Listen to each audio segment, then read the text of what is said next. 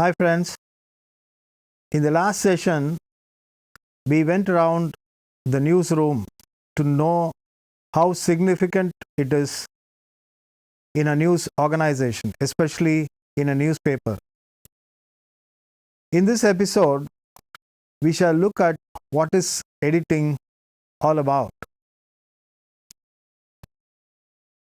Having learned to write reports and features in the early episodes, we are now entering a department that is critical to a news organization, the editorial. In this module, we will look at what is editing and its principles. Editing is the process of selecting and preparing written, visual, audible, and film media used to convey information. The editing process can involve correction, condensation, organization, and many other modifications performed with an intention of producing a correct, consistent, accurate, and complete work. Complete work is important here. This is the dictionary meaning of editing. There is also another definition. Editing is a process by which a report is read, corrected, modified, value added, polished, improved, and made better for publication. The ultimate objective of editing is to make a report better. In simple terms, editing is conversion of raw material into art material. Why editing?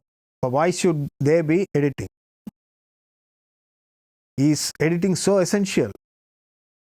In a world controlled by market forces, it has become essential to package a product well so that it is acceptable. Because market forces decide your success and existence. Hence, package gains precedence over content. Editing is the art of packaging a material for various media. We have the visual media, the print media, and the new media. Editing involves polishing the copy, giving it a headline, adding visual elements like photographs, infographics, and displaying it on a page in a manner that it attracts the attention of readers. Ultimately, attention of readers is important. Since editing also involves fact checking and correction of grammar and syntax, reading for the reading becomes a pleasurable exercise because newspaper reading is also acquisition of a language that is not native to a reader. In a newspaper, no copy can be published without editing. Now, what are the principles of editing? Editing has certain principles. Here, we shall look at some of the major principles of editing. Some of the principles may look overlapping, some may be a continuation of the earlier one, but these are the cardinal principles of editing. The foremost is accuracy. The major task of editorial staff is to ensure accuracy in a news copy because mistakes mar the reputation of a publication. If you make mistakes, you cannot sell your newspaper. How do you ensure accuracy? By checking facts, correcting spelling, grammar, syntax, and the basis on which conclusions are drawn in a news report. Here, how do you check for accuracy? In one of the earlier episodes, we saw that we can go to the web, we can we seek the help of the internet to check facts, but it is dangerous. We cannot fully depend on the internet to check facts because every information available in the internet is not authenticated. You cannot depend on all the information that is available in the internet. So, how do you check? It is better to check with the writer himself or herself without fully depending on the internet. For example, if a copy has a reference to Teachers' Day, in India, Teachers' Day falls on September 5, while World Teachers' Day is observed on October 5. One has to find out in which context the reference to Teachers' Day is made in a copy. An employee of the editorial department should have a sound knowledge of grammar and syntax of the language he uses. In English, for example, typical Indian errors like mismatch of third person singular noun with verb creep into copies. Ensuring the right syntax is important in print, as otherwise a different meaning will be conveyed. For example, this is typical mistake found in many of your writings.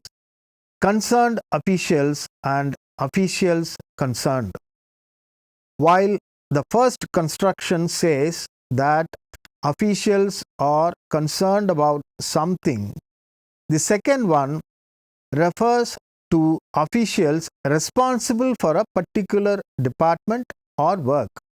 There is a world of difference between concerned officials and officials concerned. So, we need to check for not only the facts but also the grammar and syntax to make the copy read better. The second most essential principle of editing is attribution.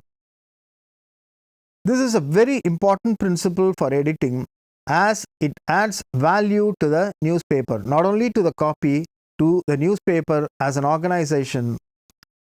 A newspaper's reputation is measured by its credibility. Credibility, in turn, is a result of authenticity, which means all the statements made in a report are correctly attributed. Attribution is important here. The general practice is not to use anonymous quotations to convey a message. Wherever possible, the source should be named with the right spelling, initials, and designation. For example, we cannot say Lakshmanan called for a paradigm shift in the way English is taught in schools.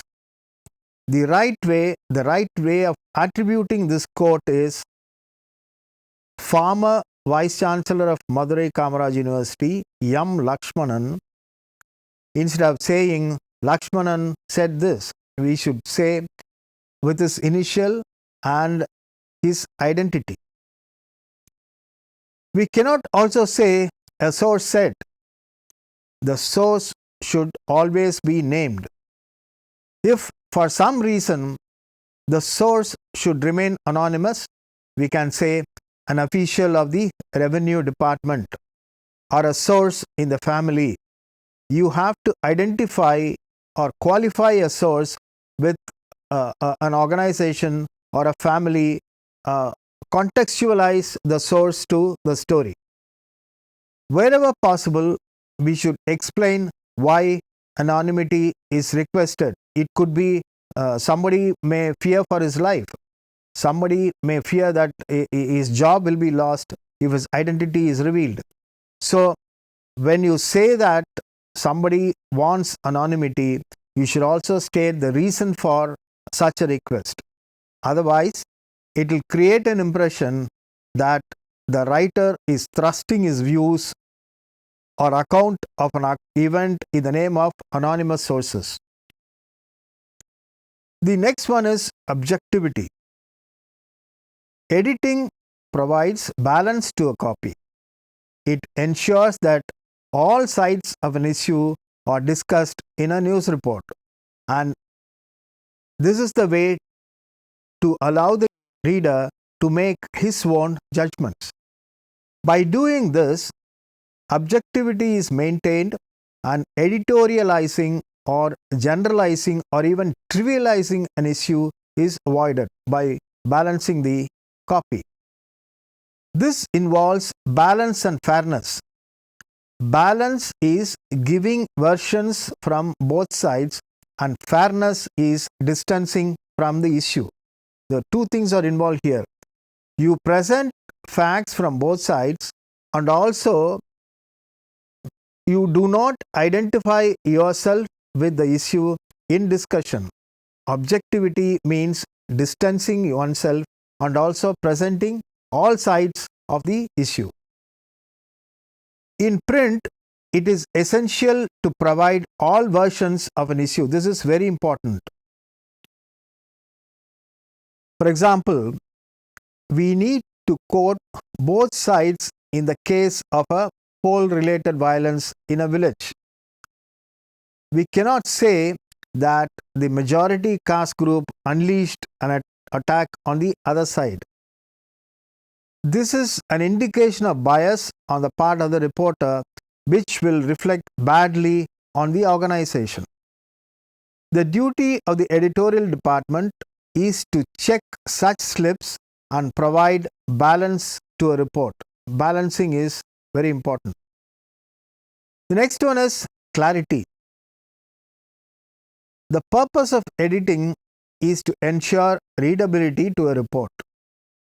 If a report is not readable, then there is no use of getting it published. Readability will be possible only by providing clarity. What is clarity? Clarity is the ability to think clearly and present news in a logical sequence. Clarity also helps the editorial staff to choose the headline and display the story in proportion to its worth, to its value. If a story is well written, it stands a chance of getting published in prime pages like the national page, including page 1. Thus, chances of it getting noticed are high.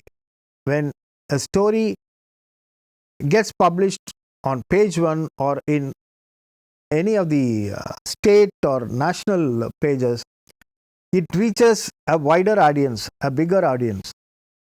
So, it is the duty of the sub-editor to ensure clarity to a report in consultation with the writer, because only the writer knows why he has used a particular word, a particular construction, or taken a particular angle to a story.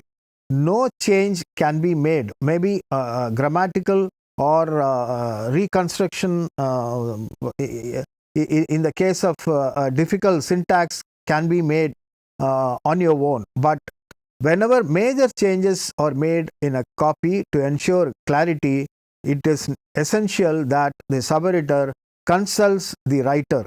Otherwise, it may convey a wrong meaning. Then comes readability. What is readability? Readability is it's simple. A new story should be read by a school student. We don't write for scholars. We don't write for specialists. We don't write for people who are well versed in a foreign language. We are writing for ordinary people. We are writing for the common man whose knowledge of English is not appreciable. His knowledge is limited to understanding a limited corpus of words.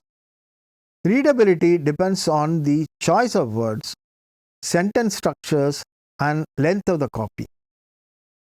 The golden rule in print is to avoid compound sentences, because in olden days, people loved to write in compound sentences, and in many cases, one sentence will make one paragraph, and there were some exceptional cases where the whole report would be a single sentence, a single compound sentence. But now, people do not have the patience to read long winding compound sentences. Even complex sentences should be used only in need, only when you require it. A sentence ideally should not exceed 15 words, and a story cannot be longish. A report should be around 300 words to make it readable. Beyond that, you lose attention of the reader. The reason is why it should not exceed 300 words. The reason is that a reader does not have time to read long copies. Here, the sub-editor's craftsmanship comes into play. Without losing the essentials, at the same time confining the story to the available space or to the permissible word length. The writer, by using simple words, or the sub-editor by using simple words, can make even complex reports read easy. Clarity also involves proper layering of copies on a page, well supported by visual elements. Here, it also means balance. Balance between colorful images, which include photographs and graphics, and gray matter. You cannot see gray matter all over the page. The human eye will refuse to read or refuse to even look at only gray matter. We need some relief in the form of pictures and graphics. Pictures and graphics also provide aesthetic value to a page. They used to say one picture can convey more than what 1,000 words cannot. So, clarity explains how disciplined a news professional is, the way he edits the copies, the way he makes a page. Now, let's have a look at a recent report on the first picture of black hole that appeared in the Hindu. This is a classic example of clarity. This is about supermassive black hole 55 million light years away, which was imaged by Event Horizon Telescope. At a press conference held simultaneously in 6 places around the world, the Event Horizon Telescope revealed the first ever photograph of the shadow of a black hole. Till this report was published, we have heard about black holes. We have seen writers' impressions of a black hole, but have never seen how a black hole will look like.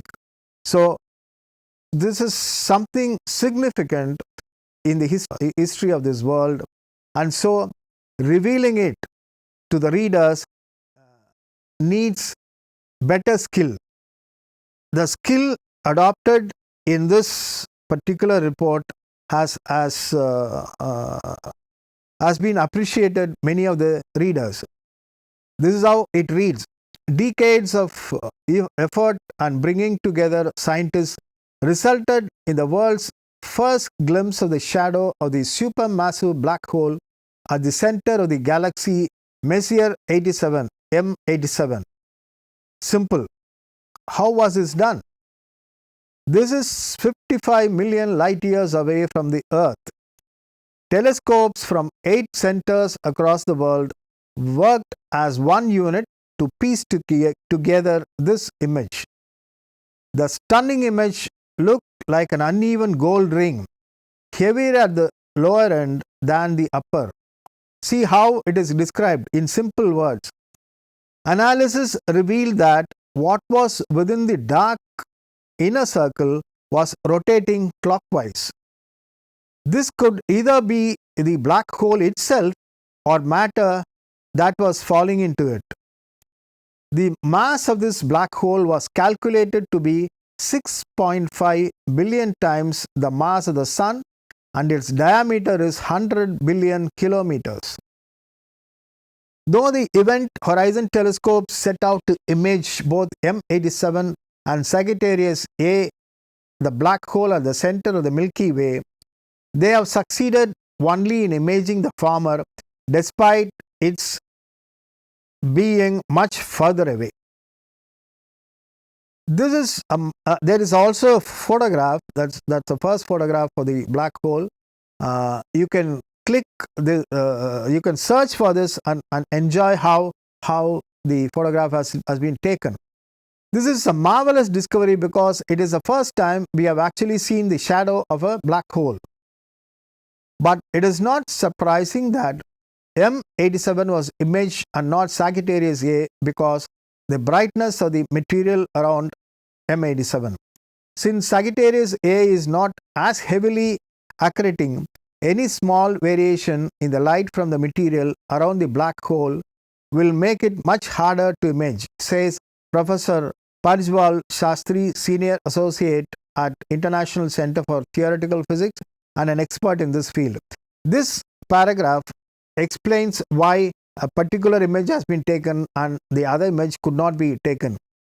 If immersed in a bright region like a disk of glowing gas, we expect a black hole to create a dark region similar to a shadow, something predicted by Einstein's general relativity that we have never seen before, explained Chair of the EHT Science Council Heino Falke of Radboud University, the Netherlands, in a press release given out by the Event Horizon Telescope. See how this is a scientific phenomena, but this is explained in words that could be easily understood by a common reader. The common reader need not take the help of a dictionary to find out what certain words mean. The shadow caused by the gravitational bending and capture of light by the event horizon reveals a lot about the nature of these fascinating objects and has allowed us to measure the enormous mass of M87's black hole. The results are published in 6 papers in a special issue of the Astrophysical Journal. And it goes on to explain how a black hole can be imagined. You can search for this piece and find out how the principles of editing like clarity, accuracy are employed in this particular news report.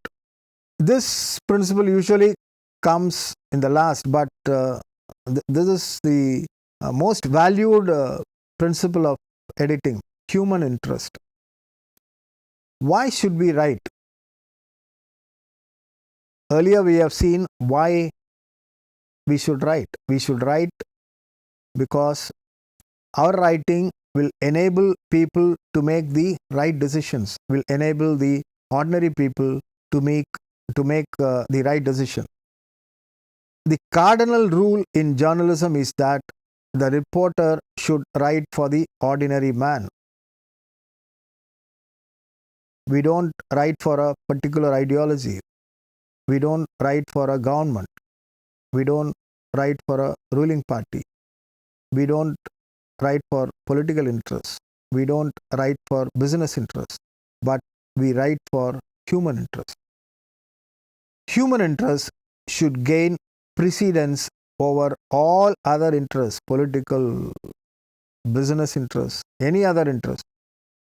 The sub-editor has a duty to transform even a complex report into an easy-to-read report. While editing a copy, the ordinary reader should always be in the mind of the sub-editor. The writer should have in mind the common man. The sub-editor, in the same way, should keep the common man's interest, common man's ability, common man's capability in mind while editing a copy. Even the point of view in news stories should be that of an ordinary man and not the rich and the famous. The rich and the famous enjoy prime space outside the main edition in a newspaper. They are flashed all over the pages in supplements, but that is not the case in the main edition, where the focus is always on the common man.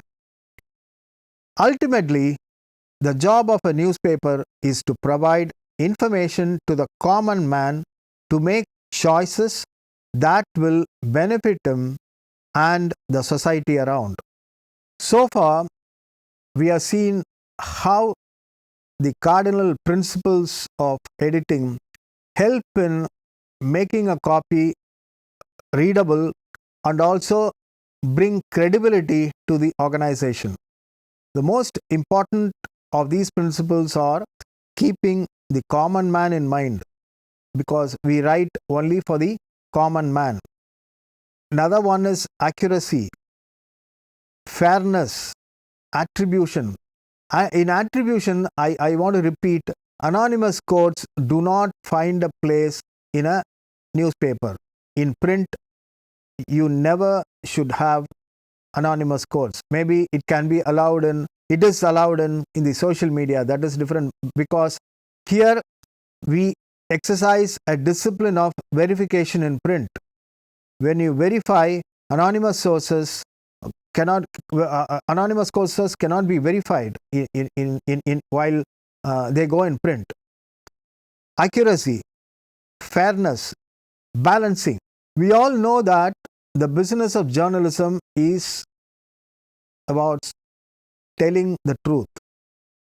While telling the truth or making an attempt to tell the truth, we can never show bias. So balancing is very essential, as important as accuracy. Ultimately, when we present a news story with all these attributes, with an accurate and a balanced news story, with the point of view of a common man, it becomes eminently readable. When you get more readable news stories, the value of the newspaper goes up. When the value goes up, along with its credibility, it is incidental that it sells across languages, it sells across regions. With this, we come to the end of this episode on principles of editing. In the next one, we shall look at how value addition is made to a raw material, that is the report filed by a writer.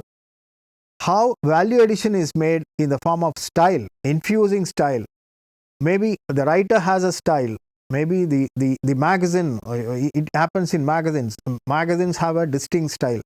In a newspaper, you have different styles, but fine-tuning that style, writing a heading, choosing a type for printing, these things make a report more readable, more appealing to the reader. Till then, goodbye.